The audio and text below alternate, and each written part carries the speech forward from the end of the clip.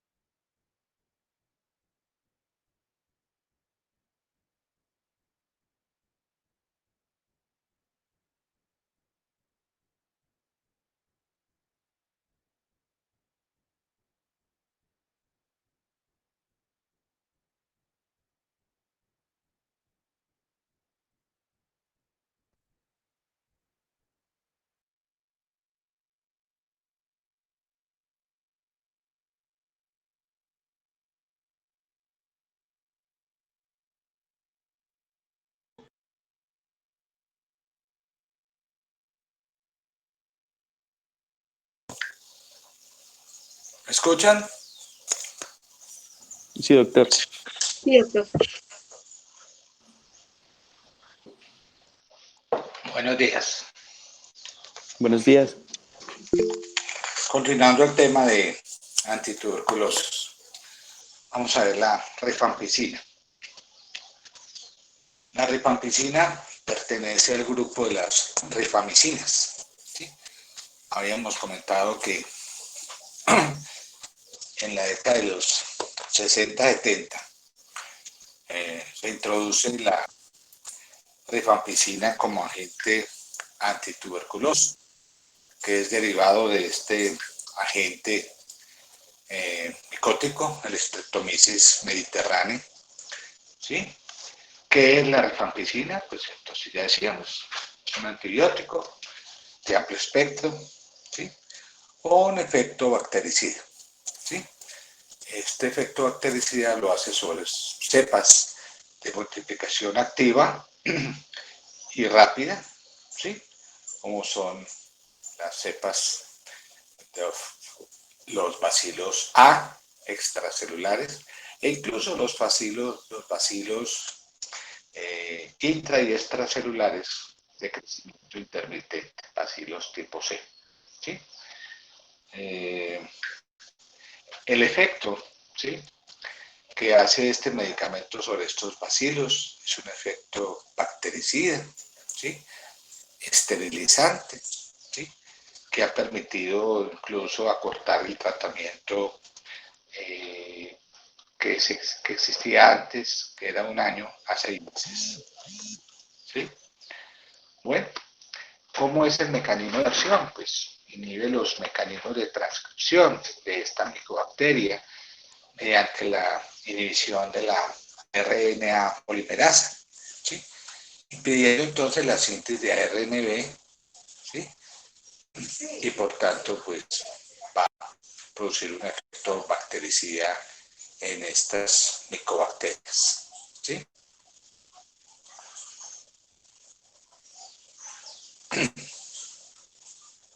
Entonces aquí tenemos la familia de las rifampicinas actuando sobre estas unidades de RNA polimerasa, ¿sí?, específicamente, ¿sí?, viendo esto. ¿Y cómo hace entonces su acción? Su acción lo ejerce sobre diferentes bacterias, ¿sí?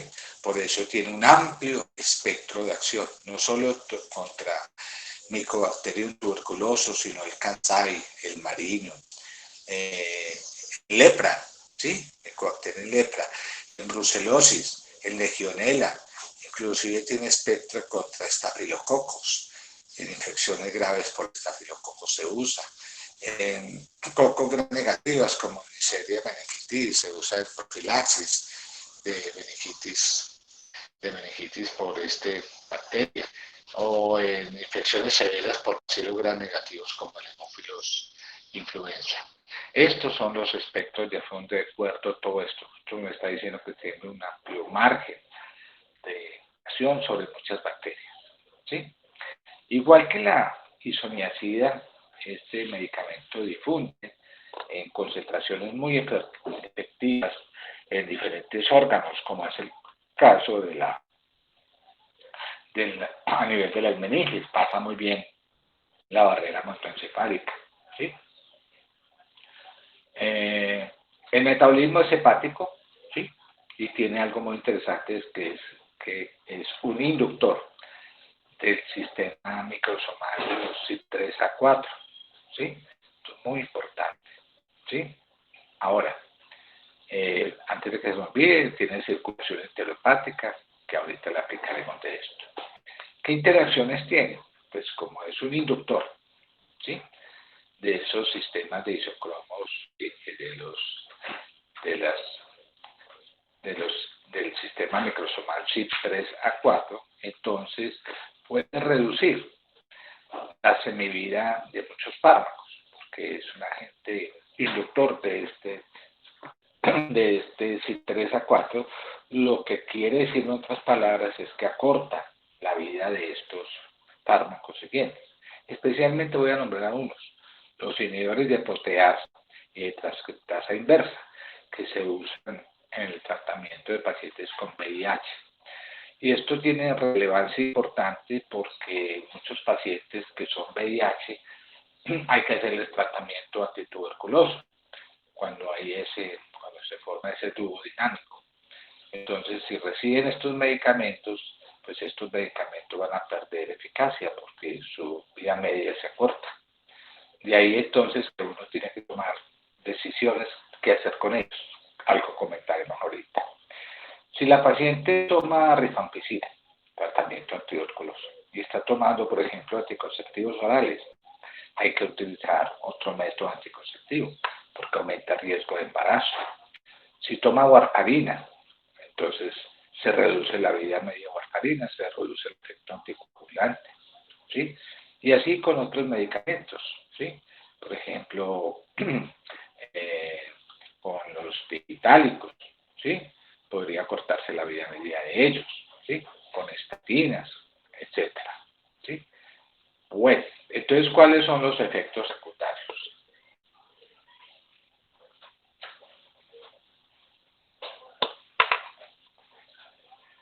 En general, es una droga bien tolerada a las dosis que se utilizan, si es que vamos a usarlo en niños o lo vamos a usar siguiendo kilo de peso, que es lo usual en paciente con tratamiento cortado supervisado. En general, es muy bien tolerado. ¿Cuáles son los factores de riesgo para que un paciente que reciba rifampicina tenga efectos secundarios? Pues a mayor edad, el alcoholismo y las alteraciones hepáticas. ¿Por qué? Porque uno de los efectos que uno describe con más frecuencia es el efecto de hepatotoxicidad, ¿sí? Bien, entonces los efectos secundarios más frecuentes serían, por ejemplo, aquí voy a nombrar la ictericia colestática, ¿sí? Y la hepatitis, que ocurre muy poco frecuente, ¿sí? Es menos frecuente, pero hay que tenerlo en cuenta en esos antecedentes que ya cité previamente como factor de riesgo. Algo muy interesante es que colorea en forma marcada lo que son las lágrimas, la saliva y la orina, produce una coloración tipo naranja, anaranjada, ¿sí? Náuseas, vómito, un cuadro pseudogripal, un síndrome pseudogripal que se acompaña de fiebre, escalofrío, malestar general, muy raro, ¿sí? Pero también se ve. Y otros todavía menos frecuentes, reacciones de hipersensibilidad, ¿sí? Reacciones hematológicas tipo anemia hemolítica, por trombocitopénica, renales como la nefritis intersticial, ¿sí? Estos son, pero en general es el efecto. Ahora, cuando yo me refiero entonces a ese factor de riesgo, mucho cuidado, ¿sí? Precauciones y contraindicaciones. Si el paciente tiene una hepatopatía severa, ¿sí? Y va a recibir tratamiento anti-PVC con rifampicina, ¿sí? La condición es que estos pacientes se le hagan evaluaciones clínicas, vigilar muy bien estos niveles de aminotransferasas, ¿sí? AST, ALT, ¿sí? En esos pacientes.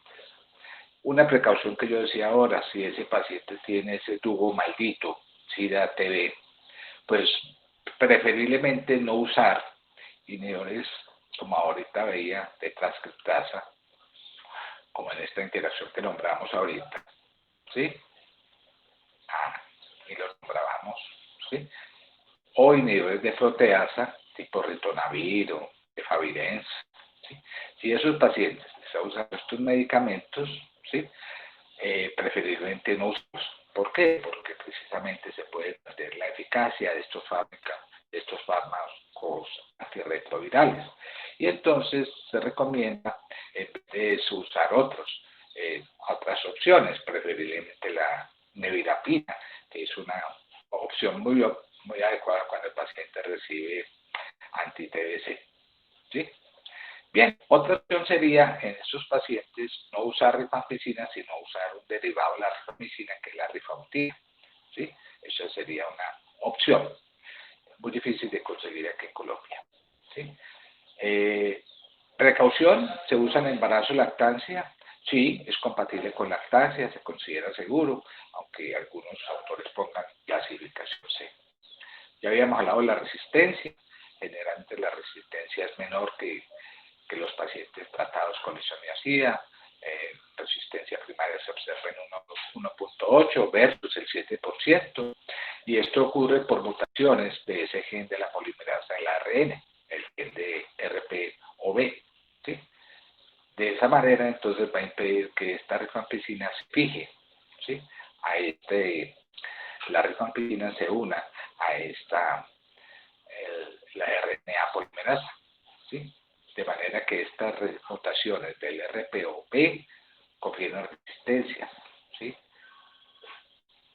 ¿Qué hacer en caso de una resistencia a la rifampicina? ¿Cierto?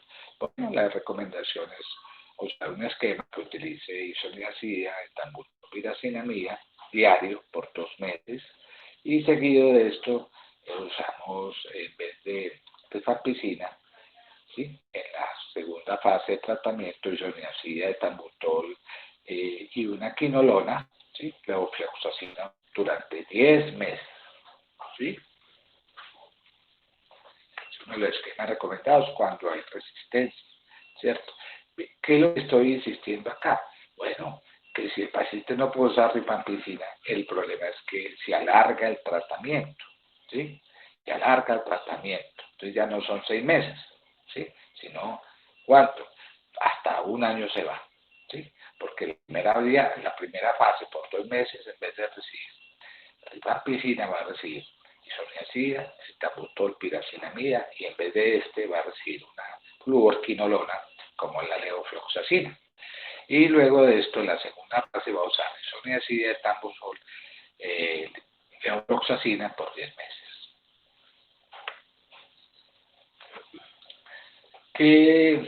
¿Cuál de las presentaciones tenemos nosotros? Entonces nosotros usamos, en la primera fase, recuerda que usualmente usamos las tabletas combinadas, el combo de rifampicina, isoniazida, piracinamida, etanbutol, ¿sí? Y en la segunda fase usaríamos esta, que sería el rimactacid, que viene una combinación de isoniazida y rifampicina, ¿sí? También en niños, ¿sí? Usamos rifampicina, isoniazida, piracinamida, ¿sí?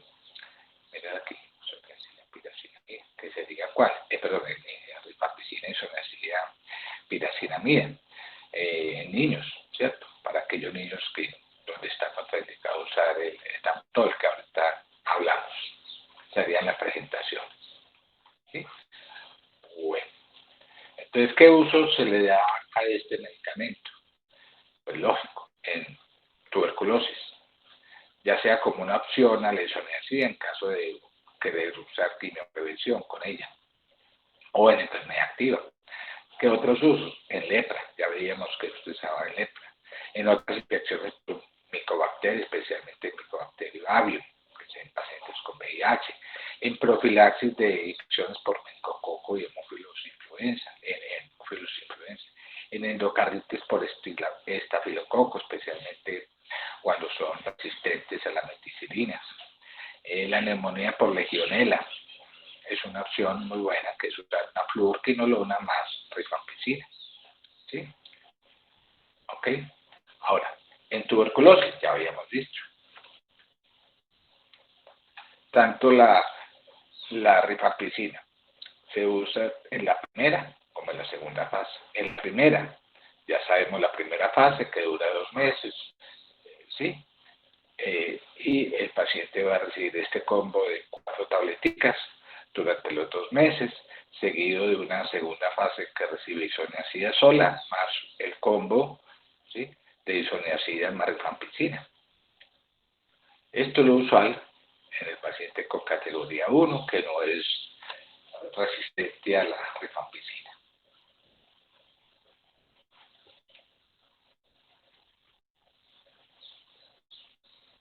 La piracinamida es otro agente que se introduce en la primera línea de tratamiento.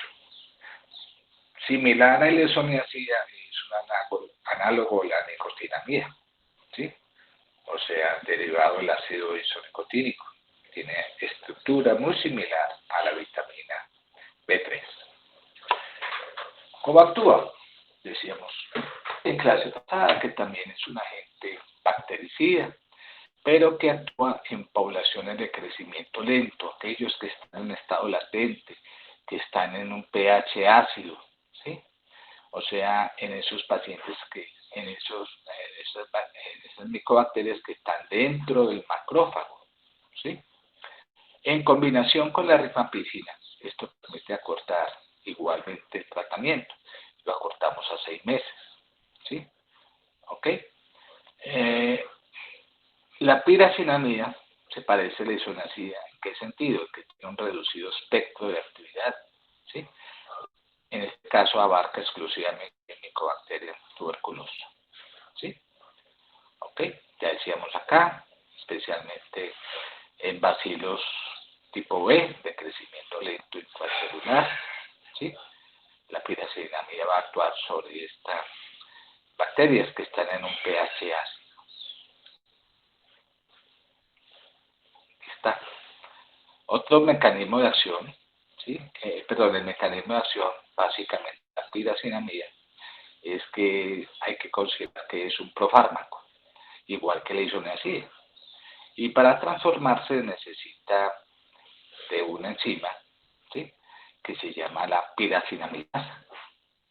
Esta piracinamidasa es codificada por un gen que está presente en la micobacteria, por eso la resistencia se debe a mutación de este gen, el gen de la piracinamidasa. Entonces, igual que la isoniazida, debe penetrar la micobacteria y la micobacteria lo transforma en un fármaco activo, que es el ácido pirazonoico, el fármaco activo. Aquí está la piracinamida como profármaco, ingresa como fármaco activo y se convierte en ácido piracinoico. Aquí está. Entonces, la piracinamida ingresa y se convierte en ácido piracinoico por esta enzima, ¿sí? ¿Ok? Entendamos este concepto hasta ahora. ¿Ok? Luego va a sufrir, como vemos más adelante, ¿sí? Una vez ingresa aquí como este, sale, ¿sí? Se difunde hacia afuera, y una vez fuera, ¿sí? Se protona, ¿sí? Y una vez que se ha protonado, ¿sí? Entonces reingresa a la célula y libera hidrogeniones. Y al liberar hidrogeniones está acidificando la micobacteria, ¿sí? Entonces este compuesto activo que trae protones, ¿sí? Causan acidificación de enzimas que son vitales para esta bacteria, ¿sí? En otras palabras, la acumulación de ácido pirazonoico disminuye el pH intracelular y va a causar acidificación, inactivación de enzimas que son fundamentales en la síntesis de ácidos grasos y finalmente puede deteriorar la síntesis del ácido glicólico, ¿sí? Del ácido glicólico. Y otra cosa es interesante es que genera afecta esta acidificación del citoplasma, va a afectar el transporte de membrana que inhibe síntesis de proteínas eh, y del ARN. O sea, pueden generar incluso una disrupción del metabolismo energético, ¿sí? Del metabolismo energético. Entonces aquí estaría la piracinamida actuando sobre todo este ciclo de cosas que ya habíamos comentado, ¿sí? Que es lo que hace ahí finalmente. Entonces este fármaco, en conclusión, tiene otro mecanismo de acción distinta, pero igualmente lo que interesa desde el punto de vista farmacológico es que su mecanismo de acción se parece mucho en cuanto a que inhibe la síntesis de pared bacteriana y disrumpe el metabolismo energético de la bacteria. Igualmente, tiene un buen volumen de distribución, ¿sí? Desde el punto de vista farmacocinético, y eso es bueno, porque sirve para todas esas formas de tuberculosis extrapulmonar, como la meningitis tuberculosa. ¿Qué efectos secundarios se presentan con este medicamento? El efecto que más se presenta es fenómenos de poliartralgias que se pueden presentar hasta el 40% de los pacientes, ¿sí? Produce trastornos gastrointestinales, especialmente náuseas, ¿sí? Puede agravar una úlcera péptica, ¿sí? Y el fenómeno de hepatotoxicidad, ¿sí? Es dosis dependiente, ¿sí? Actualmente, con las dosis que usamos, que son 2 plas, el efecto de hepatotoxicidad es mínimo, pero hay que tenerlo en cuenta, ¿sí?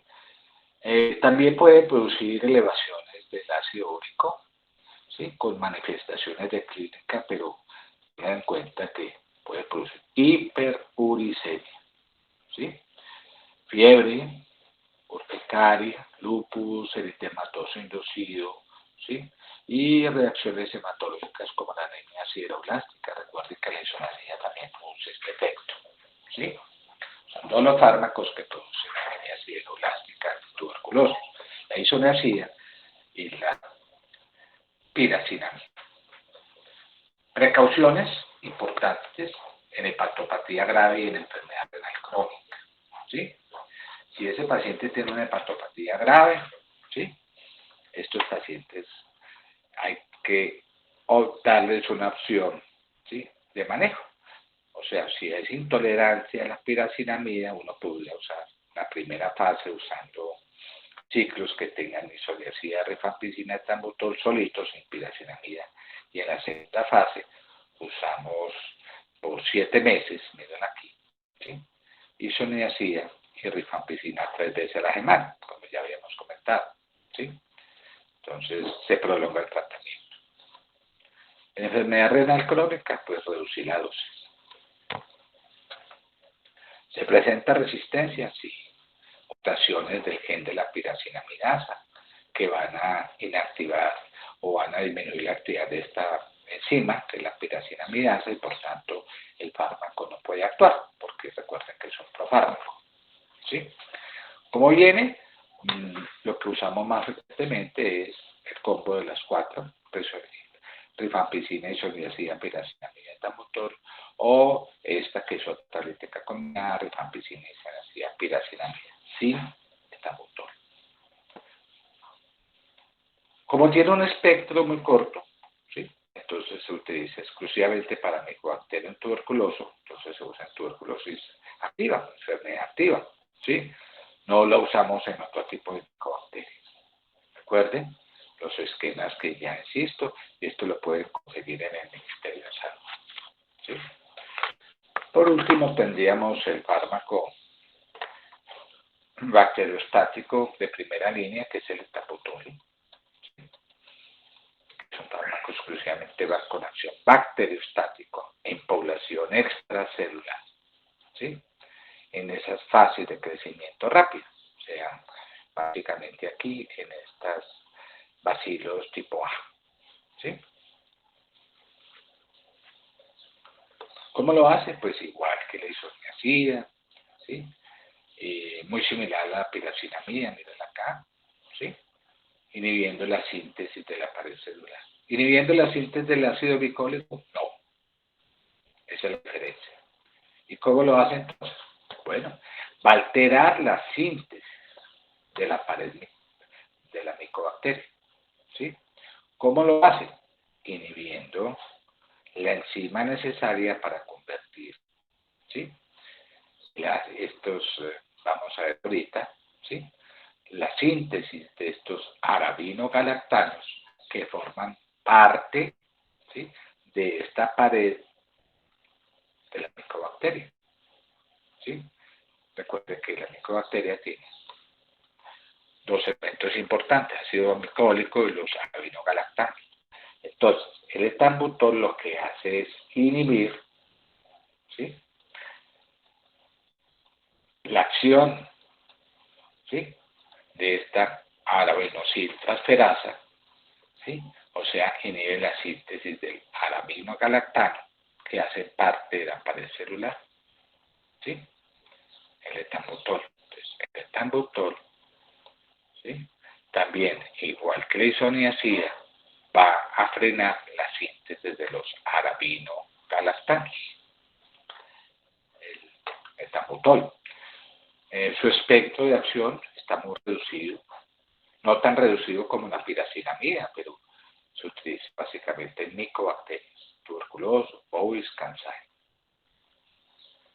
¿Sí? Buena distribución, ¿sí? Y tiene como característica es que pueden aparecer efectos secundarios, sobre todo, ¿sí? En niños, ¿sí? Aunque También hay factores de riesgo en ellos, en ancianos, diabéticos, con enfermedad renal crónica.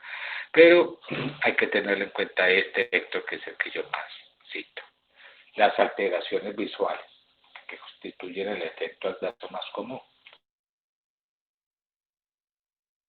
con disminución de la agudeza visual, manchas centrales que son los escotomas centrales, alteración en la percepción de los colores, como daltonismo, en la ceguera para el color verde, ¿sí? Aunque estos efectos son reversibles, pueden tardar tiempo en desaparecer, hasta 6 meses, ¿sí? Y hay otros efectos secundarios citados con este medicamento, pero es más importante lo que ya decía. Por eso, una precaución y una contraindicación sería en niños menores de 5 años, ¿sí? Entonces, cuidado en estos niños menores de 5 años, pues no usamos etambutol por el peligro de, que ya habíamos dicho, de la artritis, ¿sí? También en pacientes con enfermedad renal crónica, pues reducimos las dosis. Se considera seguro en embarazo, ¿sí? O sea que en embarazo ninguno, los medicamentos de primera línea son contraindicación para usarlo. La resistencia, mutaciones de este gen, del ENT, como ya habíamos comentado, P mayúscula, que codifica la enzima que es la aranosiltransferasa. Si esta mutación ocurre, pues la aranosiltransferasa se vuelve menos sensible a la acción de este etambutol, por tanto no va a alterar tanto la síntesis de estos galactanos de la pared bacteriana. Principalmente en el combo, que ya habíamos citado, ¿sí? Tratamiento de combo de los 4 medicamentos, en la primera fase lo usamos, rifampicina, isoniazida, piracinamida, etambutol, ¿sí? Entonces, aquí es donde se usa, ¿sí? En tuberculosis activa, ¿sí? En pacientes con tuberculosis mayores de 5 años. ¿Listo? Esa es la idea general de estos medicamentos. ¿Está bien? ¿Quedó claro, cierto? Sí, doctor. Sí, señor. Bueno.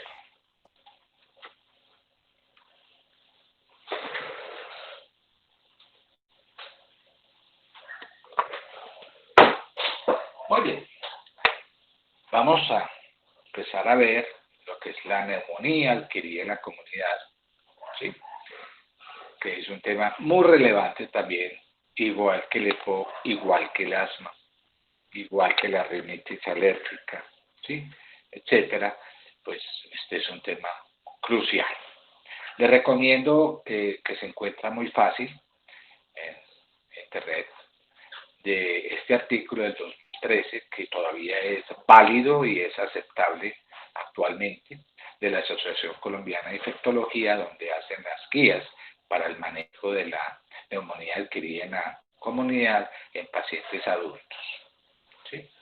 Inmunocompetente, ¿no?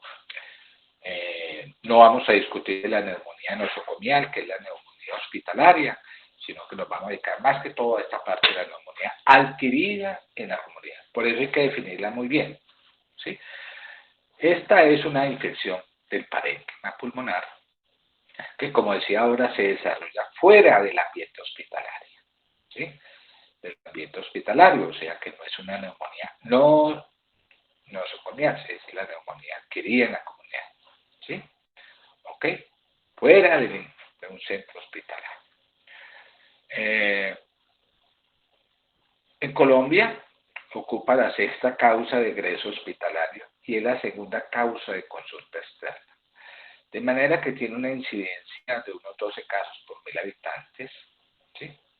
O sea, de cerca de 4 millones de casos al año se reportan de neumonía, de las enfermedades más frecuentes. Recuerde que las enfermedades respiratorias son una causa frecuente de morbimortalidad en los pacientes, ya sean niños o adultos, ¿sí? La incidencia, vamos a ver que es mayores en menores de 5 años o en edades extremas mayores de 65 años y en personas con enfermedades concomitantes como la EPOC, cardíaca, la enfermedad renal crónica, la diabetes, ¿sí? Y otras enfermedades. Aquí yo voy sumando a la neumonía que estamos viviendo actualmente, que es la neumonía por el virus del SARS-CoV-2, ¿sí?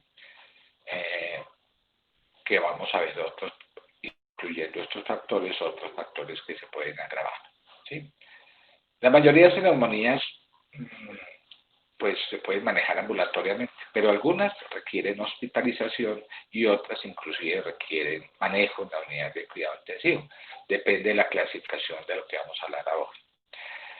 ¿Mata a la gente? Sí. Es la sexta causa de mortalidad general. La primera causa de mortalidad por enfermedad infecciosa. ¿Sí? ¿Ok? En Colombia específicamente es la sexta causa de muerte y la primera por infección. ¿Sí? ¿Ok? Entonces, cuando uno tiene una neumonía adquirida por comunidad, miren ustedes que a mayor gravedad de neumonía, ¿sí? Pacientes que requieren uso, la mortalidad se acerca hasta el 50%. ¿Sí? ¿Ok? No olviden ese detalle.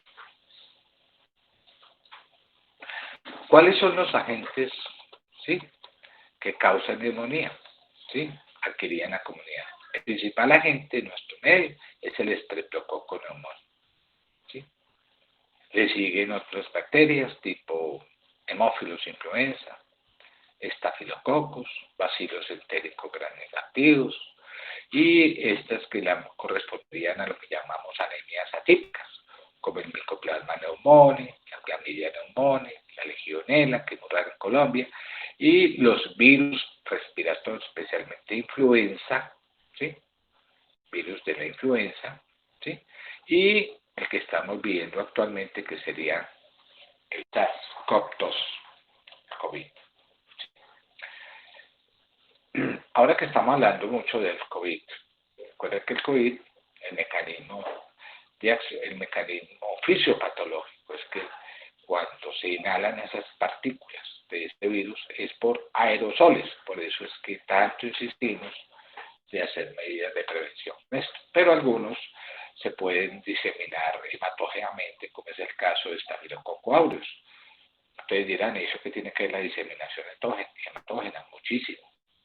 Por ejemplo, un niño que tiene granitos en la piel. Ay, mamá, tengo unos granitos en la piel. Se rasca, se sobreinfecta y aparece lo que llamamos una piodermia por este estafilococo, ¿sí?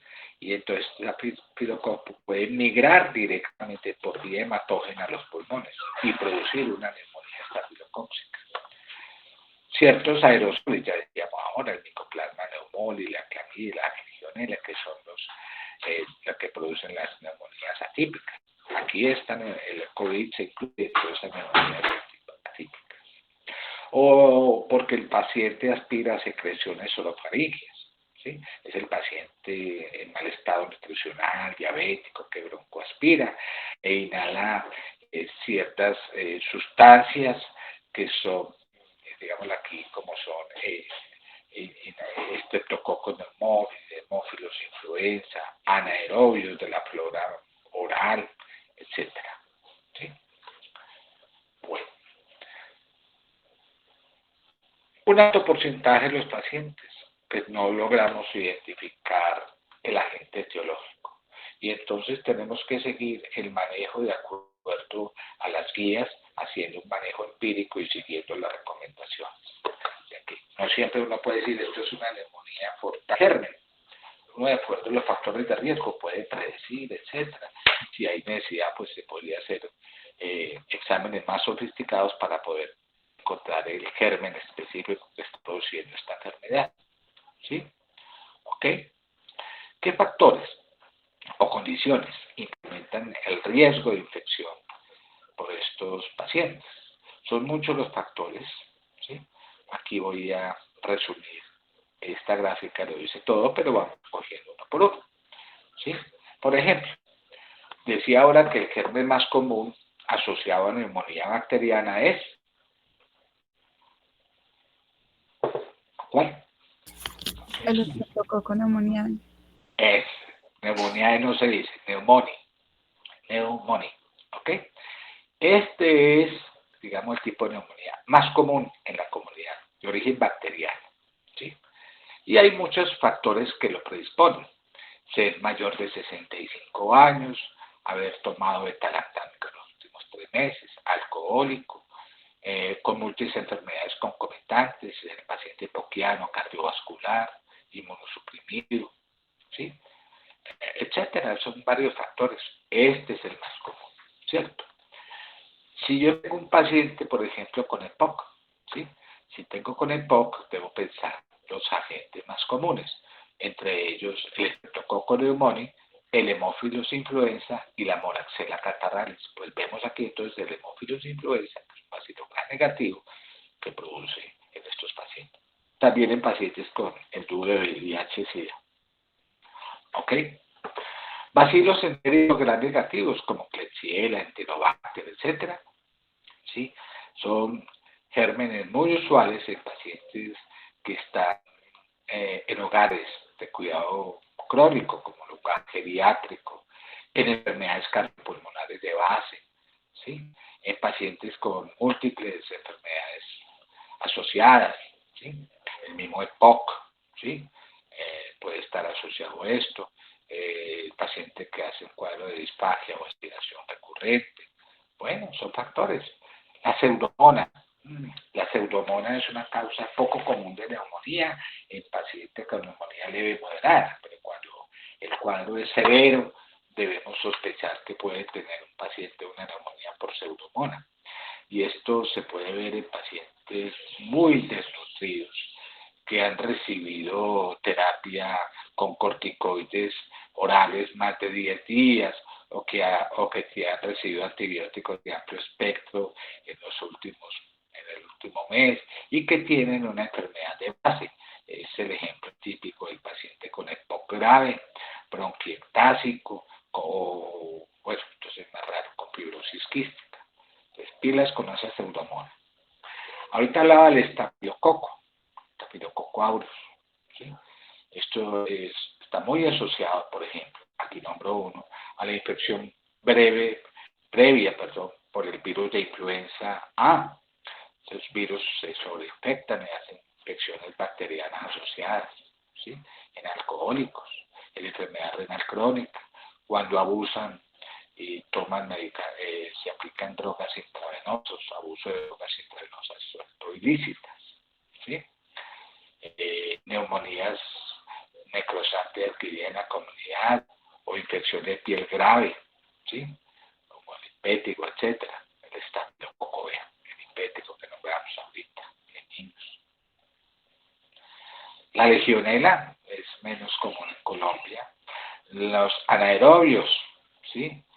Recuerden que estos son los anaerobios de la flora oral que ustedes vieron por allá en microbiología en digestivo, la prebotela, la porfirormona, el fusobacterio nucleato, los peptostreptococos, etcétera, que son flora oral.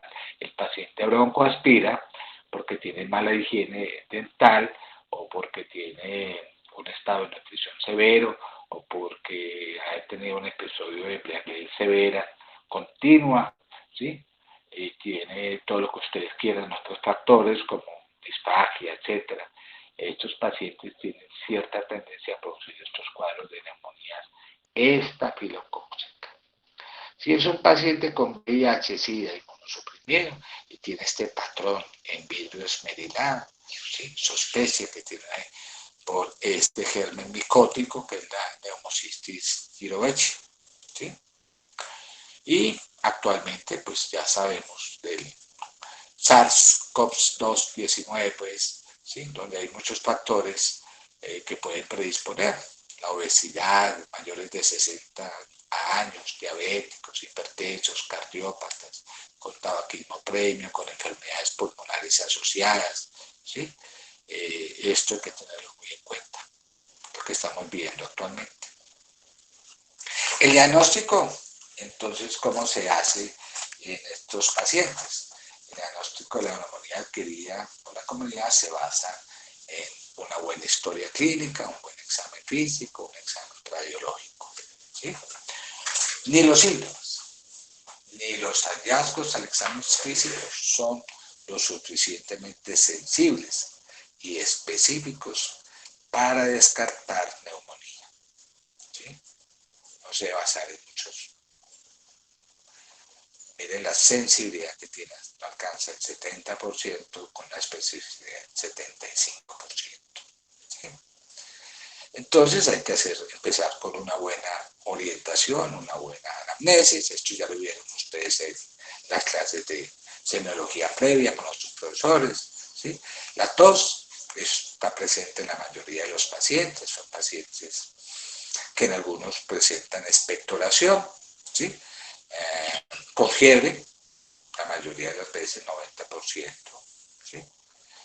Dolor torácico tipo de irritación pleural puede ser un hallazgo que no es constante, pero se tiene que indicar, ¿sí? La disnea, ¿sí? La taquipnea, la hipoxemia, que sería un indicador de la gravedad de la neumonía, especialmente cuando vemos un PAFI menor de 250, que sería una neumonía grave, ¿sí? Fiebre, como decía ahora, actualmente está presente. En los estertores o los crépitos usualmente son audibles en la zona afectada, pero cuando está en la etapa de consolidación, ¿sí? En la etapa de el inicio del cuadro clínico, en la etapa de consolidación. Y finalmente, en estos estados, ya en el estado de consolidación como tal, van a desaparecer estos estertores y lo que vamos a ver es un aumento en las vibraciones vocales, la actividad en la percusión, los soplos brónquicos que le hablaron ustedes por allá, que es el soplo tubárico, y si es el niño, la respiración ruda, que se acompaña a los sonidos de audición, de voz, a la auscultación de la voz con broncofonía, con pectoriloquia y aún con pectoriloquia áfona. Esto es lo que vemos en un síntoma de consolidación habitual, no cuando está en la etapa inicial ni en la etapa de recuperación.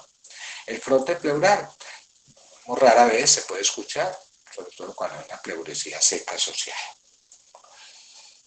Entonces, estas son las características que hay que tener en cuenta, ¿sí?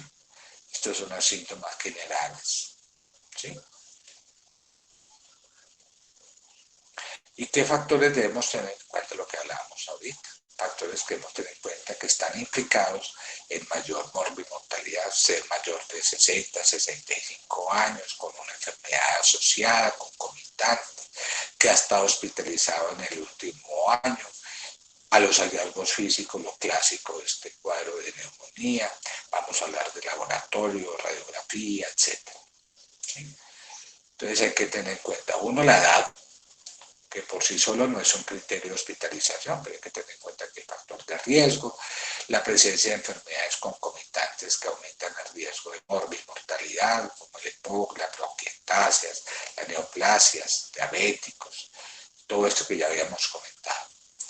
Hospitalización en el año anterior, tenerlo en cuenta. Los hallazgos físicos, cómo está la frecuencia respiratoria, si es más de 30 por minuto, la presión diastólica empieza a caerse, las presiones, los pulsos empiezan a elevarse, la temperatura puede estar o muy baja o muy elevada, a menor de 35 grados o mayor de 40 grados, la evidencia de alteración de la conciencia.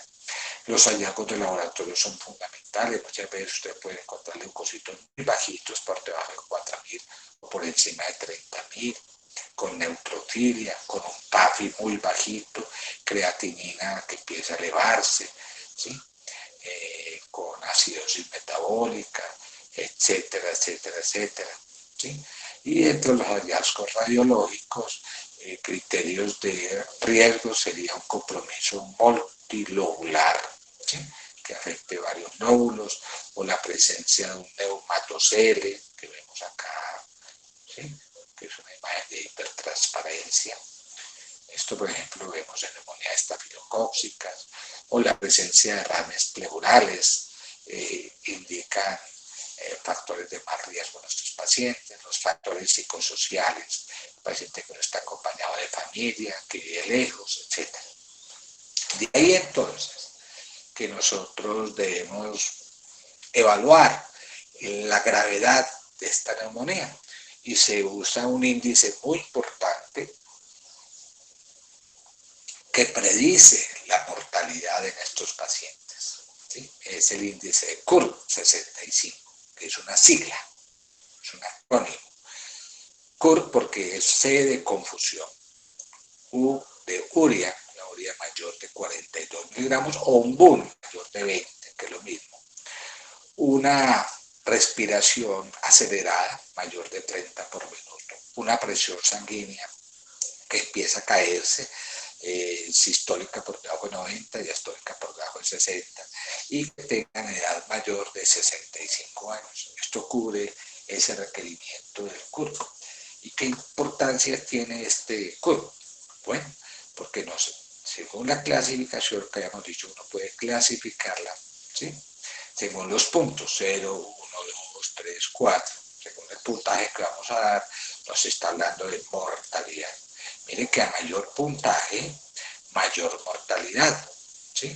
Y de acuerdo a eso, entonces uno debe decir, este es un CURB de 0, por ejemplo, o de 1, entonces estos pacientes los manejan a nivel hospitalario. ¿Por qué? Porque tienen un riesgo muy bajo de mortalidad, ¿sí?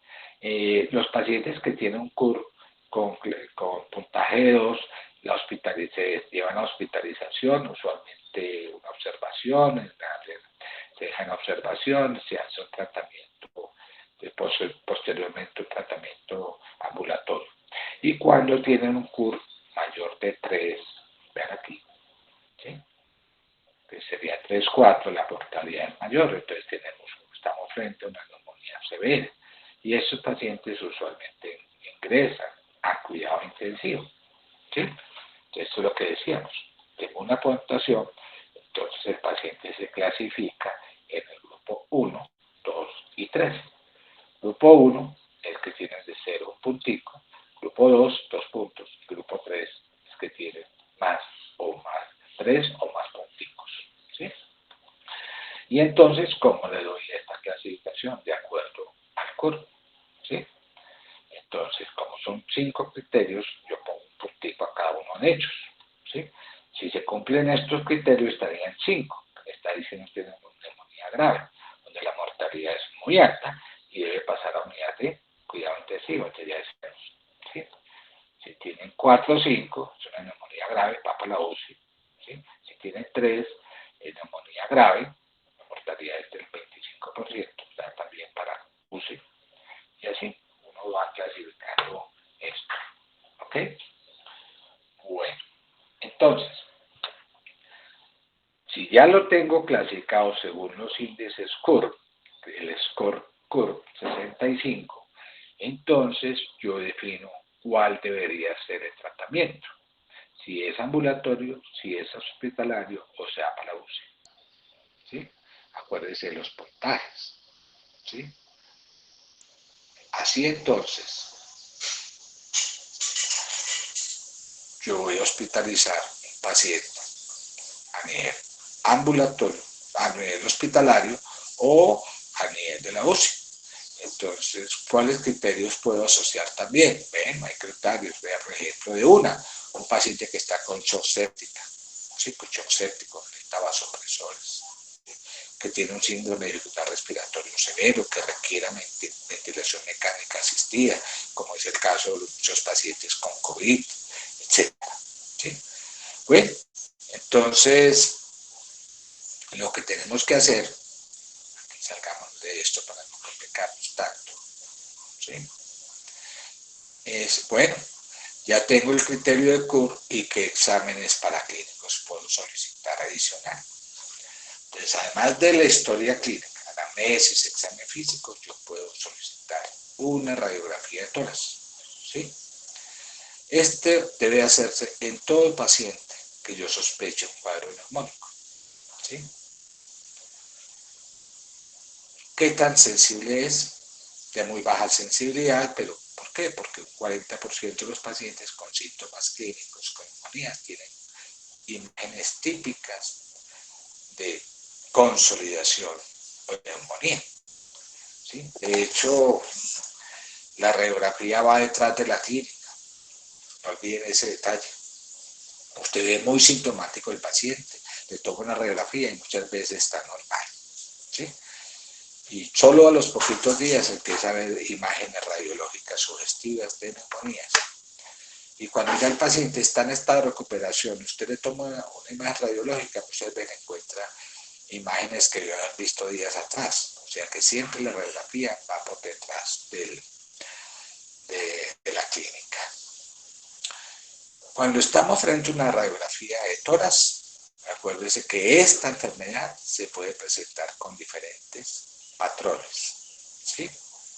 Y que un mismo patrón puede deberse a diferentes enfermedades, o sea que hay que hacer diagnóstico diferencial radiológico de una neumonía.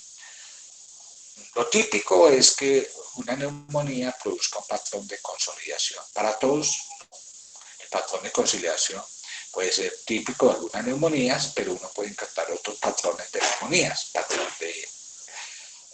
no solamente un patrón alveolar o de consolidación, sino un patrón intersticial, ya lo habíamos comentado. Así entonces, si yo tengo un patrón de consolidación que es el alveolar, recuerden que hay varios signos importantes, ¿sí? Que los bordes son mal definidos, ¿sí? Exceptuando cuando está delimitado por una cisura, ¿sí? La presencia de nódulos acinares, el broncograma aéreo, que es junto con los nódulos acinares, las dos imágenes más representativas de una neumonía. Entonces aquí está como resumen un cuadro de un paciente.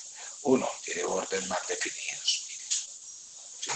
Presencia de nódulos acinares, que ya decíamos que era eso desde el punto de vista radiológico, y el broncograma aéreo, ¿sí? Entonces, una neumonía típica sería esa, pero eso es todas las neumonías adquiridas en la comunidad. No, esto es la imagen de condensación pura, pero es que usted frente a una neumonía puede encontrar un patrón no solamente alveolar, sino intersticial, que llama algo de ello, o un patrón bronconeumónico, ¿sí? Cuando yo tengo un patrón de consolidación, ¿sí? Debo definir si es focal, multifocal o difuso, porque ahí me va a ayudar para definir dónde está esa neumonía. Si es focal, puede ser bacteriana, viral o TB. Si es multifocal, sospecho un cuadro bronconeumónico, por ejemplo, por estafilococo o una neumonía aspirativa. Y si es difuso, sospecho una neumonía atípica, ¿sí? Como el Mycoplasma pneumoniae, el Pneumocystis cerevisiae o neumonías virales tipo influenza o virus sincitial o COVID, ¿sí? Entonces, si tengo ya un patrón de consolidación que es este, lobar, mírenlo aquí, lobar, ¿sí? Lobar, en el segmento inferior del lóbulo inferior derecho, ¿sí? Por ejemplo, en este caso, debemos sospechar bacilos entéricos gram negativos, cualquiera sea estos, ¿sí? Si es multifocal, con presencia de neumatoceles, es muy cambiante, sospechen estafilococo. Si es difusa, sospechen una neumonía viral, ¿sí? O por una Mycoplasma pneumoniae, o por, bueno, etc. Ya decía ahora, las neumonías no siempre dan un patrón de consolidación, también pueden dar un patrón intersticial, como es el caso del virus sincitial respiratorio, o en el caso del Mycoplasma pneumoniae, o un Pneumocystis carinii, ¿sí? O lo que ya hemos visto ahora estos días, en neumonía por COVID. Entonces, este es un niño escolar que presenta un patrón de tipo intersticial, ¿sí? Como ven aquí, hay atrapamiento de aire, muy importante para el hilar bilateral, simétrico, con todo este infiltrado intersticial que estoy describiendo acá. ¿Sí? Pero típico un niño. Por ejemplo, en estos niñitos hay que sospechar inicialmente un virus sincitial respiratorio, ¿sí? No hay que descartar otros virus, ¿cierto? Incluyendo el que ya nos compete hoy, que es el virus del SARS-CoV-2. ¿Sí? Aquí vemos, miren todos estos patrones este es un patrón con broncograma aéreo, de compromiso difuso, miren, bilateral difuso, ¿sí? Multilobular, ¿sí? Que puede dar una asociación o una mezcla de patrón intersticial con líneas reticulares y además imágenes de consolidación, ¿sí? De manera que cuando uno está en ese cuadro de pacientes con COVID, pues si tiene una radiografía de tórax simplemente, pues usted puede sospecharlo cuando ve ese patrón en vidrio esmerilado, ¿cierto? O cuando ve imágenes de consolidación asociadas a ese patrón en vidrio esmerilado. No así, estos criterios que estoy nombrando aquí, los vemos más en el TACAR, o sea, en la tomografía computarizada, o sea que la radiología debe ser complementada con una imagen de tórax para ver estos signos que ya discutimos.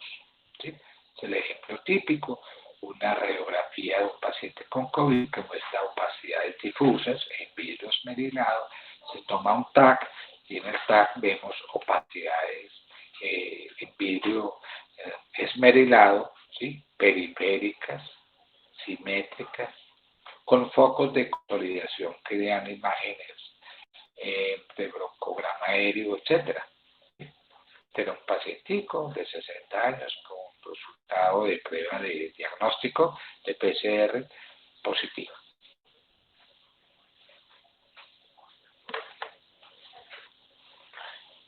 El patrón reticular, ¿sí? Podrían encontrar además asociado a un patrón reticulonodular como es el paciente con micoplasma o neumonía, la neumonía típica, ¿sí? O este es el patrón típico de Benwell acá, patrón en vidrio esmerilado, que no solamente lo sospechamos en estos pacientes, con homocitis ciroexis, lo sospechamos en estos pacientes cuando es un VIH, pero hay que sospecharlo siempre, este patrón en vidrio esmerilado, complementarlo si es un COVID. Y si ustedes miran acá, una homocitis ciroexis también da patrón en vidrio esmerilado asociado a patrón de distribución parcheada, ¿sí? Forma difusa, ¿sí? Etcétera. Bueno, ¿qué otro patrón puede dar una neumonía? Derrame pleural, ¿sí? Derrame pleural infectado. Esto solamente lo vemos en algunos. Vean, miren ustedes, miren que no estoy de mentiras, en neumonías, ¿sí? Las derrames pleurales, vean que no está. No es un signo típico, pero no lo nombré. Pero hay que sospecharlo en pacientes con COVID también. Entonces, cuando tenemos un derrame pleural y este derrame pleural no está infectadito, entonces hablamos de ese derrame pleural paraneumónico. Si ya tiene pus, entonces hablamos del empiema. Este es un complejo loculado, posiblemente un derrame pleural paraneumónico. Tenemos duda que es, tenemos una toracocentesis, la estudiamos y miramos si es asociado a un derrame paraneumónico o no, ¿cierto? Lo típico es que tenga estas características en el estudio del líquido pleural, que es turbio, y que no muestra gérmenes, miren, no muestra gérmenes al estudio microbiológico, ¿sí? En cambio, cuando es paraneumónico es complicado, ya empiezan a mostrar gérmenes, que ya sería con tendencia a producir empiema, ¿sí? Y este es el empiema, que sería otra manifestación más grave de la neumonía, ¿sí? Le hacemos el estudio de toracocentesis y encontramos lo que ya vimos. ¿Qué vimos?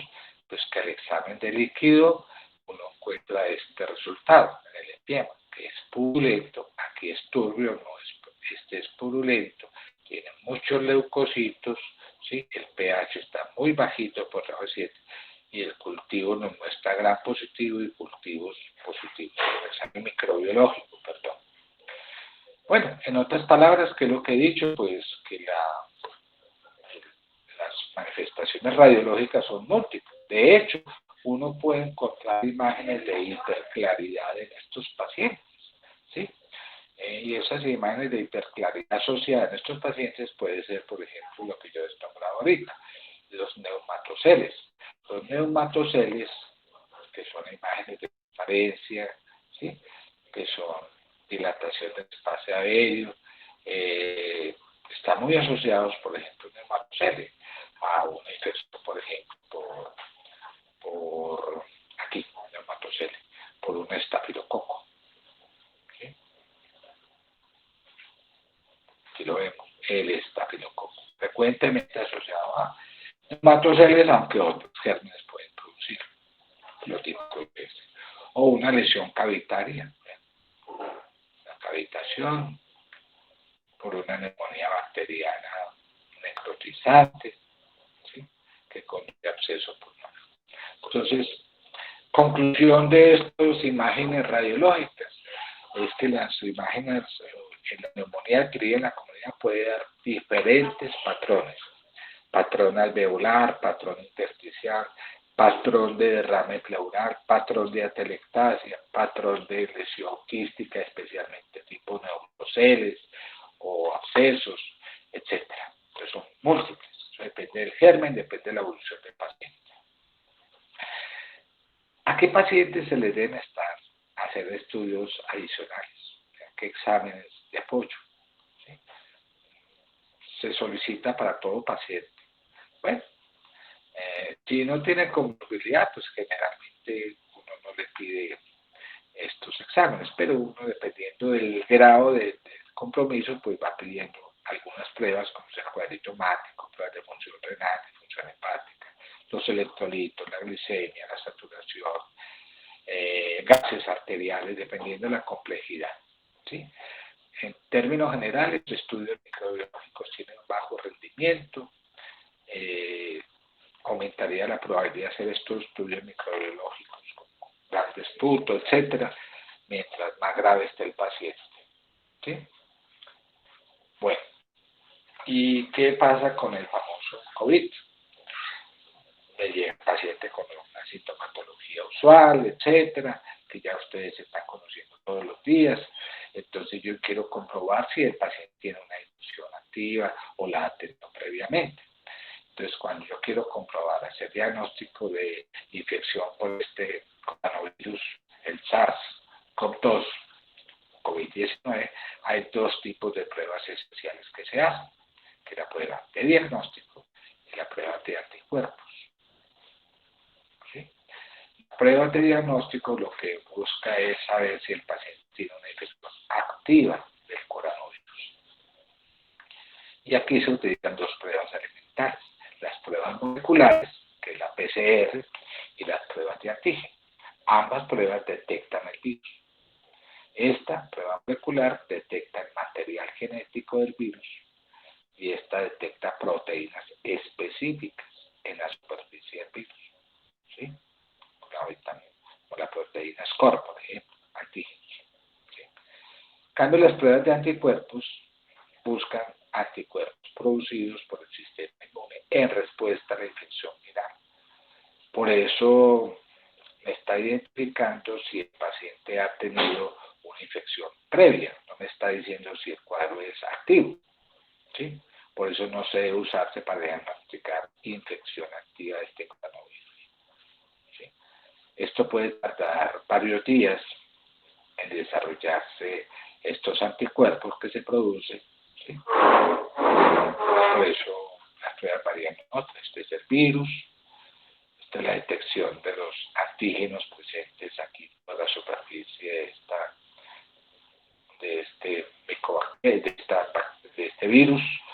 Está la prueba, estos dos, que son la prueba molecular, PCR, y la prueba de antígenos que está detectando todos estos antígenos presentes, es cuando este que detecta el RNA genómico, y estaría este que está detectando la presencia de anticuerpos frente a ese virus. Entonces, esta es la primera prueba de diagnóstico, que es la prueba molecular, ¿sí? Que es una técnica que está identificando el ARN viral. O sea, detecta la presencia del virus, incluso en las primeras fases de infección respiratoria. ¿sí? Ventajas es que es muy sensible esta prueba molecular, efectiva. De hecho, puede detectar el virus con poca carga viral.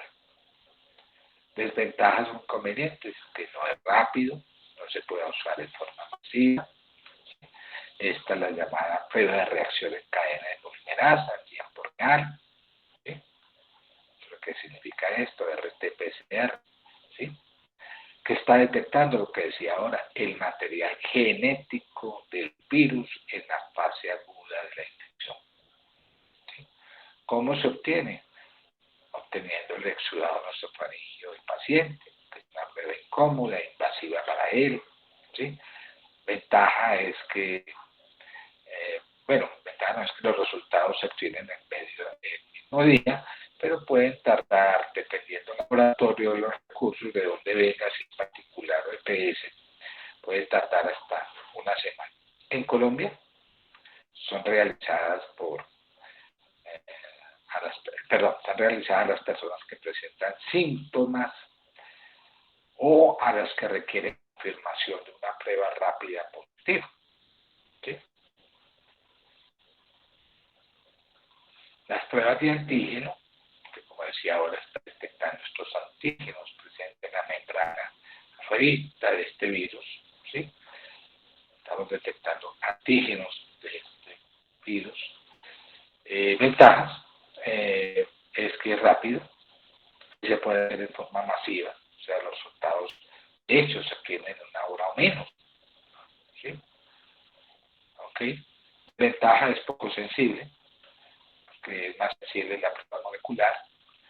¿Por qué? Porque con poca carga viral no es capaz de detectar el virus. Necesita una carga viral altica, que detecta lo que decía ahora, proteínas específicas de la superficie del virus. ¿Sí? Que proporciona resultados que nos permiten diagnosticar una infección activa. ¿Sí? De hecho, es más rápida, como decía, que la prueba molecular. ¿Sí? ¿Cómo se obtiene? Con la misma manera en que se obtiene una prueba de PCR, un exudado orofaríngeo. ¿Sí? ¿Ok? Entonces, como conclusión a esta prueba de antígeno, está indicado para detectar de forma directa y temprana la presencia de este virus en estas muestras nasofaringeas, incluso de pacientes asintomáticos o con síntomas de fase aguda. ¿Cuándo lo usamos? Generalmente recomiendo usarlo a partir del cuarto día posterior al contacto inicial. ¿Sí? Si el resultado es negativo, debe ser confirmado por una prueba molecular mientras se sospecha eso. Por eso la prueba molecular es más sensible, más específica. Y por último están las pruebas serológicas o pruebas de anticuerpos, que están detectando anticuerpos del paciente. ¿Sí? ¿Qué problema tiene? Que tarda varias semanas para desarrollar esos anticuerpos. ¿Sí? ¿Qué me está indicando? Que el paciente ha sido infectado por COVID en el pasado. No es una prueba de diagnóstico que me está diciendo que el paciente tiene una infección. No, no está indicando algo. ¿Ok? O sea, esta prueba de antígenos no detecta el virus, detecta el grado de protección adquirido frente a ese virus. ¿Y qué relevancia tiene? Pues me está diciendo qué población se ha infectado y desarrolla estos anticuerpos. ¿Sí? ¿Qué ventajas tiene esta prueba de anticuerpos? Que es rápido, detecta estos tipos de anticuerpos IgM, que se le va más rápido, IgG, pero no hay un error. ¿Qué inconvenientes tiene? No es diagnóstico de infección activa y que tarda entre 5 a 6 días para que esos pacientes, por lo menos, desarrollen esos anticuerpos. Por eso se recomienda hacerlo a partir del día 11, posterior al contacto. ¿Sí? Y estos anticuerpos, ¿sí?, son los que detectan IgG, IgM. ¿Sí? ¿Ok? Listo, saliéndonos ya y profundizando un poquito, entonces seguimos con esos exámenes de apoyo. Entonces, ¿a qué paciente voy a pedir? En principio, si yo tengo un grupo 1, que es ese paciente que ya habíamos dicho que tiene puntaje entre 0 y 1, una escala de Cook 65, requieren exámenes adicionales fuera de la radiografía. Entonces, ese paciente que va para manejo ambulatorio, te vas para la casita, no necesito mandar exámenes sofisticados, ¿sí? No necesito mandar exámenes sofisticados. Ahora, si es del grupo 2, que es el manejo hospitalario, si no puntaje 2, la escala de Cook, pues yo puedo empezar a pedir un cuadrito hemático, el PUR, la creatinina, la glicemia, para empezar a hacer ¿qué? Determinar factor de riesgo, porque este manejo es hospitalario, ¿sí? Y entonces ya puedo pedirle oximetría, yo ya puedo pedirle inclusive tinción de gran cultivo de esputo, o si es necesario hasta una vaciloscopia seriada, ¿sí? Y si sospecho, pues mire,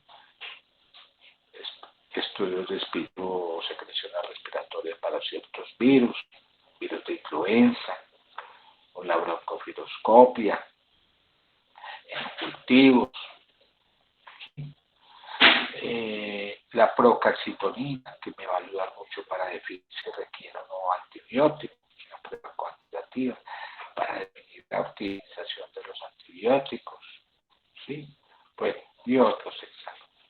Si ya está en el grupo 3, tiene mayor puntaje mayor de 3 CUR 65, es decir, paciente que aplaude, pues todos los exámenes del grupo 2 más, ¿sí? Exámenes que indiquen disfunción orgánica, como la LDH, por ejemplo, ¿sí? TP, TPT, gases arteriales, ¿sí? La simetría venosa, la broncopiroscopia, ¿sí? Etc. Entonces, el examen depende de qué, pues primero, ¿dónde está usted? En un hospital, que puede hacer todos los exámenes que quiera, pídalos, pues tiene que ser racional, de acuerdo a la gravedad. Bueno, lo que busco finalmente es hablar de tratamiento, que es la parte farmacológica, más que farmacológica, terapéutica, porque aquí no discutimos farmacología de estos fármacos. Entonces, cuando está frente a una neumonía, pues, ¿qué es lo que yo debo hacer? Bueno, dependiendo de lo que yo debo hacer, ¿qué es lo primero que yo me enfoco aquí? Que estos pacientes van a requerir, seguramente la mayoría, tratamiento antimicrobiano. Y este tratamiento antimicrobiano es empírico, ¿sí? Empírico significa que está racionando el uso de ellos de acuerdo a los criterios, ¿sí? Y de acuerdo a las recomendaciones de las guías, ¿sí? Bueno, entonces me voy derecho a explicar más o menos qué es lo que se hace, ¿sí? Después haremos otras cositas.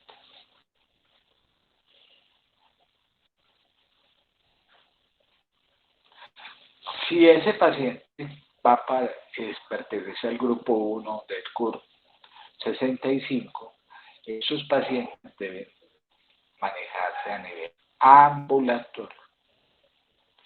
Y para eso, entonces, no deben presentar ninguna de las siguientes características, ¿cierto? Por ejemplo, no tiene evidencia de derrame pleural o de derrame multifocal, la saturación de oxígeno está por encima de 90, no tiene una neumonía aspirativa, ¿sí? Tiene apoyo domiciliario, muchas condiciones para mandarlo a la casita, ¿cierto? Entonces, cuando yo estoy en el grupo 1, yo debo tener cierta claridad de este concepto. Si es un adulto inmunocompetente, los antibióticos escogidos deben estar encaminados, 1, a cubrir Streptococcus pneumoniae, ¿sí? Y en el caso de los macrólidos deben cubrir microorganismos atípicos. O sea, si está en el grupo 1, se va para la casita, debo sospechar si no tiene factor de riesgo o si tiene factor de riesgo, ¿sí? De manera que si yo sigo las guías, que estas son las guías colombianas, y amplifico un poquito, ¿sí? Digo, lo clasifico en dos grupos. No tiene factor de riesgo. ¿Y qué es no tener factor de riesgo? O sea, que es un paciente con una neumonía leve, ¿sí? Y que no tiene factor de riesgo para bacilos gram negativos. Entonces, debo cubrir qué gérmenes, especialmente dos, Streptococcus pneumoniae y bacterias y las neumonías llamadas atípicas. Por eso, en el tratamiento ambulatorio, la primera línea de manejo, ¿sí?, debe ser el uso de amoxicilina, 1 gramo vía oral cada 8 horas, ¿sí? O y un macrólido azálido, o sea, claritromicina, citromicina. ¿Cuánto? Por promedio de 5 a 7 días. ¿Sí? Si yo voy a usar acitromicina, lo uso por 3 días, que ya similar a la presentación. ¿Sí? 3 días usualmente, o 6 días, si usted quiere. Pero esta es la primera línea de tratamiento en el paciente. El manejo ambulatorio sin factor de riesgo. ¿Sí?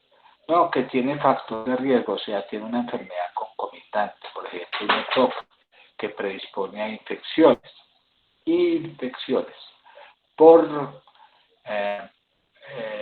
por ejemplo, Mycoplasma pneumoniae, que es el que produce neumonitis. Si tiene factor de riesgo, ¿sí?, porque tiene una enfermedad concomitante, entonces ya sería, ya no amoxicilina o clorhidrato azálido, que es la mezcla de amoxicilina clavulánico, ¿sí?, 1 gramo diagonal cada 12 horas, más claritromicina o acitromicina vía oral. ¿Sí? Es el medicamento de primera línea para estos pacientes. Si yo tengo un paciente que le turbo, me da criterio para definir que es del grupo 2. ¿Sí? O sea, tiene 2 punticos, entonces yo debo pensar 3 cosas. ¿Sí? Se va para manejo hospitalario, sí señor. Entonces te pregunto, no tiene factor de riesgo, no tiene enfermedad concomitante, sería el grupo 2A. Con factor de riesgo para bacilo gram negativo, 2B. Con factor de riesgo para neumococo resistente a penicilina, grupo 2C. Y esto es basado en lo que yo les hablaba la vez pasada, qué factores de riesgo hay para hacer un bacilo gram negativo por bacilos. Entonces, si tengo estos 3 grupos, lo clasifico así: sin factor de riesgo y sin enfermedad concomitante. La primera línea de tratamiento puede ser la penicilina cristalina por vía intravenosa, más claritromicina, ¿sí?, por vía intravenosa, 500 miligramos cada 12 horas, y penicilina cristalina serían 2 millones de unidades IV cada 4 horas. Esto para ese paciente. Usualmente lo que uno ve es ese paciente con esto, con factor de riesgo para el bacilo gram negativo. Esto es lo típico de encontrar los pacientes arriba en el 5º piso del hospital, que son los pacientes que se internan a nivel del 5º piso, tienen neumonía, entonces usualmente son pacientes con factor de riesgo para bacilo gram negativo. ¿Y cuál es la droga criminal? Ampicilina sulbactam, que es la que viene por vía intravenosa, o la amoxicilina clavulánico, 3 gramos IV cada 6 horas, más claritromicina intravenosa, 500 miligramos IV cada 12 horas. Esto es lo que se hace y esto es lo que recomiendan la Asociación Colombiana de Infectología y la Sociedad Colombiana de Cirugía de Tarros. Digamos que esta es la droga clásica que uno ve siempre en los hospitales. Ampicilina sulbactam, 3 gramos cada 6, más claritromicina. Esto en el paciente con grupo 2 que está a nivel hospitalario. ¿Sí?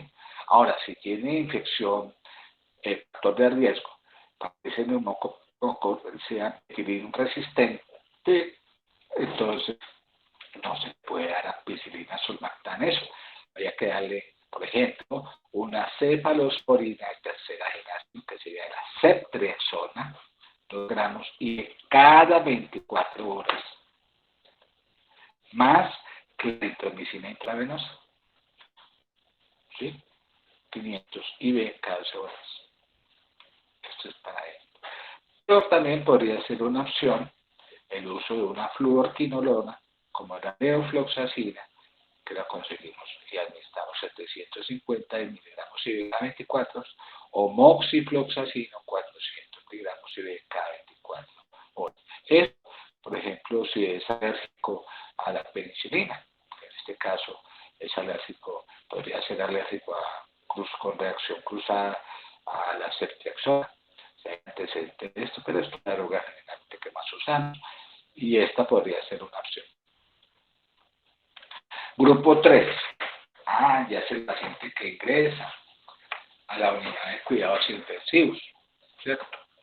Entonces, en el grupo 3, a estos pacientes hay que sospechar de gérmenes muy agresivos, entre esos gérmenes, la pseudomonas, ¿cierto? Entonces, en ese grupo 3, que es el paciente en la UCI, dice, bueno, es un paciente que no tiene riesgo para pseudomonas, pues miren ustedes hacia atrás cuáles son los factores para pseudomonas. Les recuerdo, por ejemplo, el uso de corticoides orales por 5 o 7 días previos, el uso de antibióticos de amplio espectro, etcétera, etcétera. Entonces, si no tiene factor de riesgo, la droga de elección sería ampicilina sulbactam, los mismos 3 gramos IB/K6 más claritromicina intravenosa, lo mismo, más este que aparece aquí, que es oseltamivir, que es para cubrir el virus de influenza A, que lo ha sido recomendado por el Ministerio de Salud, que se utiliza vía mercado 12 horas 75, más vancomicina o inesolid, que es un antibiótico que cubre estafilococo. Entonces aquí estamos cubriendo neumococos, etcétera, que estamos cubriendo macrólido, los gérmenes atípicos, aquí estamos cubriendo el estafilococo, que sería vancomicina, como es vancomicina o linezolid, ¿sí? Etcétera. Entonces, esto es lo que está haciendo, esto es la droga de primera línea en estos pacientes. Ahora, si tiene riesgo para pseudomonas, la droga de elección es la piperacilina tazobactam, 4,5 gramos de IB/K6 más la claritromicina, más el oseltamivir que ya dijimos.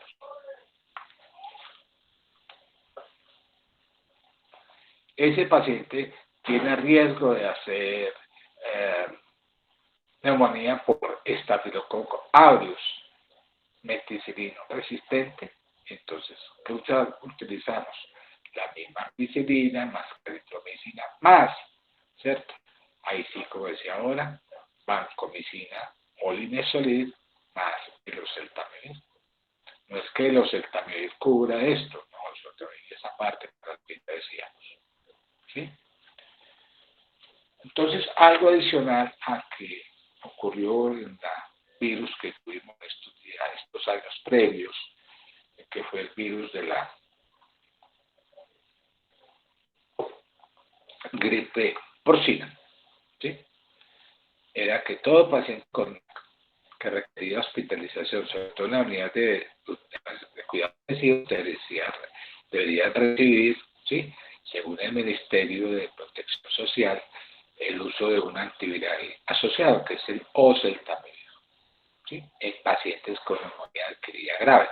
Y ahí entonces que se tomaban unos lineamientos, ¿sí?, para la prevención y control de los casos de influenza. Y aquí está la recomendación basada en esa época, el 2018, que eso fue hace poquito. ¿Okay? Ahora, si yo tengo el paciente hospitalizado y quiero hacer una consideración microbiológica especial, ¿sí?, debo tener en cuenta, bueno, tengo un paciente con neumonía y encuentro que tiene un absceso pulmonar. Si tiene un absceso pulmonar, debo pensar que el paciente es estafilococo resistente a meticilina, ¿sí?, o es un anaerobio, es un hongo dimórfico, o es un micobacterium tuberculoso, etc. Entonces aquí debo hacer un planteamiento un poco distinto, ¿sí? O si es un paciente alcohólico, miren acá. Si es un paciente alcohólico, seguramente el paciente broncoaspiró, inhaló sustancias como anaerobios, ¿verdad?, aquí, orales, como el peptostreptococo, etcétera, ¿sí? Debo sospecharlo. Si tiene bronquiectasias asociadas, La bronquiectasia se asocia a la neumonía, se asocia sobre todo con pseudomonas y estafilococos. Si tiene un EPOC y el paciente me hace una neumonía, clásico, debo pensar en 3 gérmenes muy comunes: Streptococcus pneumoniae, Haemophilus influenza y Moraxella catarrhalis. Debo pensar en eso. Pero también puede ocurrir infecciones por bacilos gram negativos o, en su gravedad, una infección por pseudomonas, dependiendo del grupo. Si tengo un paciente con VIH, ¿sí?, y tiene un CD4 elevadito, entonces puedo sospechar Streptococcus pneumoniae, Haemophilus o Mycobacterium tuberculosis. Pero si ese recuento es bajito, lo primero que tengo que buscar es si tiene un CD4 bajito y tiene un patrón en vidrio esmerilado, ¿sí?, y el TAC me muestra lo que vemos aquí, patrón en vidrio esmerilado, vean aquí, con imágenes de consolidación, inclusive con imágenes de empedrado, debo sospechar: 1, este germen que aparece aquí, ¿sí?,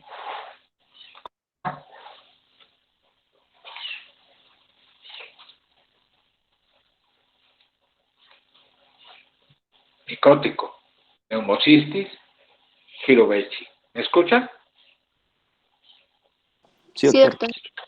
Bueno, ustedes recuerden, infección por VIH, neumonía con estas características, lo primero que se me ocurre con este patrón que acabo de nombrar, neumocistis girovechi, su hongo, que requiere un manejo distinto, muy distinto a lo que ya habíamos hablado. Si es un paciente que acaba de ocurrir un cuadro de influenza, debo sospechar virus, microorganismos asociados como la Haemophilus influenza, el Streptococcus, ¿sí?, etcétera. Entonces, si yo tengo un Streptococcus pneumoniae y sospecho que tiene resistencia, metilincia, resistente, etcétera, debo mirar. Ojo, primero recuerden que si es susceptible, leve, puede ser penicilina cristalina. Pero en este caso, las primeras líneas de tratamiento para esos pacientes que tienen infección por Streptococcus pneumoniae y son resistentes, que la prueba de resistencia nos muestra que está elevadita, la primera drogación sería una fluorquinolona respiratoria. Recuerde que las fluorquinolonas respiratorias son 2, ¿sí?, levofloxacino y moxifloxacino, ¿sí? Si es un Haemophilus influenza, pues si no hay resistencia, ampicilina, pero si hay resistencia, o sea, beta-lactamasa positiva, el me dice que es beta-lactamasa positivo, la droga de elección ampicilina sulbactam, que podría ser inclusive intravenoso, o amoxicilina clavulánico, que viene vía oral, primera línea. Si es una molécula, mire que también ampicilina sulbactam, porque es intravenosa, si es que el paciente lo requiere. Que mire, Haemophilus, ¿sí?, Haemophilus y Moraxella catarrhalis, ¿sí?, y Moraxella catarrhalis, que es común en pacientes con EPOC. La droga de elección es ampicilina sulbactam, ¿sí?, más, si el paciente está hospitalizado, más la eritromicina. Si es un Staphylococcus aureus, que está diciendo que la clínica de él es esto, y me dio un cultivo y me dijo: sí señor, es un estafilococo resistente a meticilina, la droga de elección es vancomicina. Y si hay resistencia intermedia a vancomicina, o sea, si hay resistencia a esta, la droga de elección es linezolina. Si es una pseudomonas, recuerda que la primera droga de elección, penicilina, tazobactam, ¿sí? Si es por un anaerobio, mire, anaerobio, la droga de elección, primera línea de tratamiento, clindamicina, intravenosa, ¿sí? Si es una neumonía típica, por micoplasma, clamidia, macrólidos. ¿Cuáles macrólidos? ¿Cuáles? Claritromicina. ¿O cuál? Acitromicina, ¿cierto? La citromicina intravenosa no viene vía oral. ¿Requiere hospitalización? Supongo que sí. Entonces, si fuera eso, sería la claritromicina intravenosa, 500 gramos de bien. ¿Qué es un paciente con VIH? VIH. Y usted sospecha este patrón, que es un patrón en virus merilado, y tiene CD4 bajo, sospeche que es un ¿qué? Pneumocystis jirovecii. La primera droga de asociación es el climetoclid sulfametoxazol, en dosis altas. ¿Sí? No solito, se puede asociar a otros fármacos. ¿Sí? Estamos frente a COVID, ¿cierto? Y pregunto, ¿tiene este patrón típico? ¿Sí? ¿Hay medicamentos que sean específicos, que han demostrado eficacia y ha comprobado que estén aprobados por la FDA? Pues bueno, estos dos medicamentos que son antirretrovirales son, como decimos, el objetivo que se está dando con ellos, que son dos medicamentos inhibidores de la RNA polimerasa viral y atacan los virus SARS y MERS, que fueron los primeros que aparecieron en el principio de esta década haciendo cuadros de pandemia. El SARS-CoV-2, que es el que estamos viviendo, pues hay, por ejemplo, la FDA está aprobando el uso de este medicamento Remdesivir, pero el Ministerio de Salud hasta ahora dice que no hay tratamiento específico para ningún coronavirus y que el tratamiento es sintomático, ¿sí? Y lo que se hace es de acuerdo a la gravedad del paciente. Pero estos dos, digamos, lo que son como esperanza, actuar como medicamentos antivirales específicos para el COVID. ¿Sí? Son los dos, especialmente el civil, que es el que más estudios tiene. ¿Sí? A esos pacientes que han tenido, que tienen riesgo de neumonía adquirida en la comunidad, se les puede dar vacunación. ¿Sí? Entonces la vacunación que más se usa en esos pacientes es la vacuna contra el virus, ¿sí? De, aquí, el H1N1, que es el que vimos hace poco, ¿sí? Y el estreptococo neumónico. ¿Okay? O sea, que las infecciones del tracto respiratorio causadas por el estreptococo neumónico y el virus de la influenza H1N1, ¿sí? Son los dos tipos que requieren intervención con vacunas. ¿Cuáles vacunas? Entonces, por ejemplo, para el virus de la influenza, es una vacuna que se produce cada año porque el virus replica, cambia, muta. Por eso es que estos pacientes necesitan cada año la vacuna antiviral, el virus de la influenza. ¿Sí? ¿Ok? Entonces, cada año se debe colocar. ¿A todo el mundo? No. ¿Sí? Entonces, estos son algunos pacientes. ¿Sí? Por ejemplo, en los mayores de 50 años, o que tengan enfermedad concomitante, enfermedad cardiovascular, rentoquianos, con falla cardíaca, con enfermedad renal crónica, o ancianitos que vivan en hogares o centros de atención. ¿Sí? En embarazadas, según los primeros trimestres, u otras condiciones como el VIH. ¿Sí? Y esa revacunación se hace anual. Y está la otra vacuna, que es la vacuna contra el estreptococo neumónico. ¿Sí? Estas vacunas tienen antígenos polisacáridos derivados de los diferentes tipos de, ¿sí? de estreptococo neumónico. ¿Sí? En este caso, ¿sí? Cuando usamos esta vacuna, la ponemos cada 5 añitos. ¿Sí? Y hay dos tipos de vacunas. Está la vacuna antineumónica de polisacáridos, la que acabo de nombrar, es la que más, digamos aquí, autorizada por la FDA, que tiene los 23 serotipos más frecuentes de la bacteria, ¿sí? Y la vacuna conjugada, ¿sí? Que se introdujo más recientemente, ¿sí?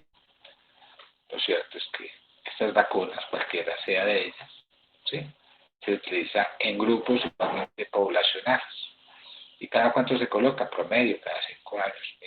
Factores de riesgo, poco, ¿sí?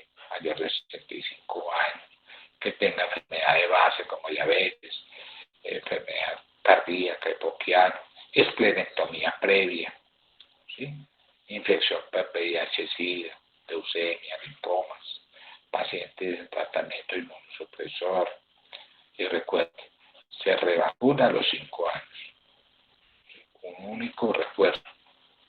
¿Sí? ¿Ok? Es más o menos la idea de lo que yo ya le quería plantear a ustedes. Entonces, en general, lógicamente que manejo una neumonía requiere otras atenciones.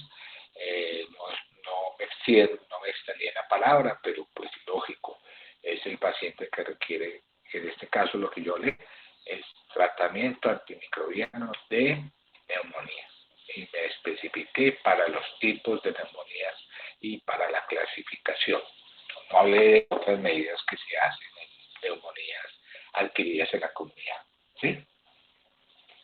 Y pregunta clave, ¿sí? ¿El Ministerio de Salud utiliza estos dos antivirales que ya nombré? No. Nosotros no, a pesar de que en otros países le han dado una autorización rápida, no estamos usando ¿sí? Como de rutina en los pacientes que hacen neumonía por COVID estos medicamentos que se usan por vía intravenosa, Remdesivir o Favipiravir, no lo estamos usando. ¿Sí? Se ha usado clínicamente en el ébola, por ejemplo, que tuvo otra pandemia anterior. ¿Sí? No, estos son todavía medicamentos que están en etapa experimental, hay estudios, la FDA ha aprobado rápidamente el uso, sobre todo de este Remdesivir, pero no la usamos aquí de rutina. ¿Alguna pregunta?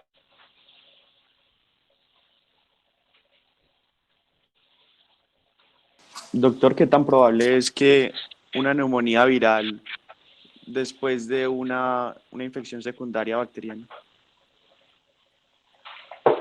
Después de una infección bacteriana, pues yo no sé qué tan probable. Depende de la exposición del paciente. Si usted acaba de salir de una neumonía bacteriana y se expone a un paciente por ejemplo, con COVID, pues lógicamente que el riesgo está muy elevado, ¿sí? Uh-huh. O cualquiera de ellos, virus de influenza, que hay que tenerlo en cuenta, ¿sí? El virus de la influenza, o virus sincitiales respiratorios, ¿sí? Que hay que tenerlo en cuenta también. Claro, pues un paciente que acaba de sufrir una hospitalización previa por cualquier cuadro viral está predispuesto a sufrir o bacterial a sufrir una bacteria por otro germen asociado. Es un factor de riesgo. ¿Sí? Sí, sí, doctor. Pero yo quería saber si al mismo tiempo que uno tiene una infección viral, también le podría dar una infección bacteriana Sí, debido señor. a las complicaciones. Y eso es el caso de COVID, por ejemplo. Cuando dar antimicrobianos en un paciente con neumonía por COVID, cuando usted sospecha que clínicamente ese paciente puede tener una neumonía asociada a origen bacteriano. Para eso hay que hacer estudios. O sea, yo lo sospecho y miro, ese paciente puede hacerme un cuadro por ejemplo, por neumonía severa, un estafilococo o una pseudomonas, ¿sí? Debe sospechar y está indicado el uso de antibióticos cuando se sospeche que hay una coinfección con neumonía bacteriana. ¿Sí? Es el caso del virus de influenza. Cuando cuando estuvimos con esa epidemia que ocurrió hace muy poco, en el virus de la H1N1, ¿sí? Una de las bacterias que se asociaban frecuentemente en estos pacientes con virus de influenza era el estafilococo. ¿Sí? Y bacilo gram negativo, sobre todo el estafilococo, es que más asociado a los pacientes. Pero es que el virus de COVID se comporta de una manera más distinta, más agresivo. De hecho, mata por sí solo, sin necesidad de infección bacteriana asociada. ¿Sí? ¿Ok? Sí, doctor.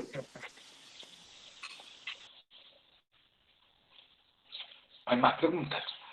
Bueno, pues mañana pues ya vimos todo lo que fue de fármaco y aproveché mañana por la mañana para terminar algo de la parte radiológica.